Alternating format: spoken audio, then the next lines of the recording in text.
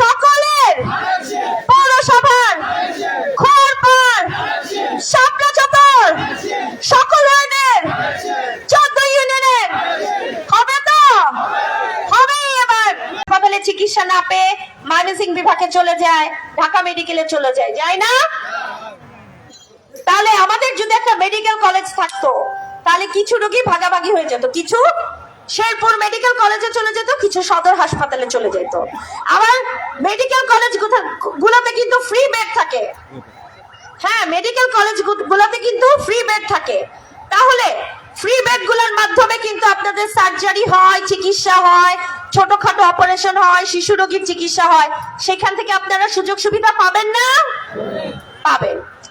এবং একজন ডাক্তার হিসেবে আমি এমপি হলে তো অবশ্যই প্রত্যেক মাসে মাসে চেষ্টা করব ফ্রি মেডিকেল ক্যাম্প করার, কারণ আমার সাথে আমার ডাক্তার সমাজ আছে।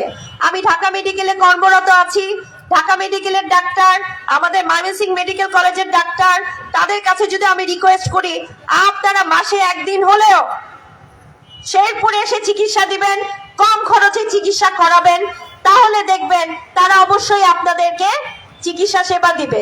তবে কখন তারা আমার কথা গুরুত্ব দিবে? যখন নাকি আমি একজন এমপি হতে পারবো এবং জাতীয় সংসদে যাইতে পারবো, তাই নয় কি? আবার আসুন, মেডিকেল কলেজে যখন ছাত্রছাত্রীরা ভর্তি হবে, হওয়ার পর কে এই ছাত্রছাত্রীরা বাংলাদেশের বিভিন্ন ডিস্ট্রিক্ট থেকে আসবে, তাই না?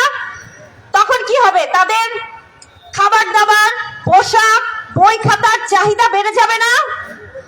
তখন কি আমার রিক্সা চালক চাচাদেরও ভাড়া বেড়ে যাবে, নতুন নতুন উদ্যোক্তা তৈরি হবে, নতুন নতুন ব্যবসায়ী বাড়বে, আমাদের শেরপুরের ব্যবসা প্রতিষ্ঠানগুলো কি হবে? আরো বেশি অর্থনৈতিকভাবে উন্নয়নের দিকে যাবে, যাবে না?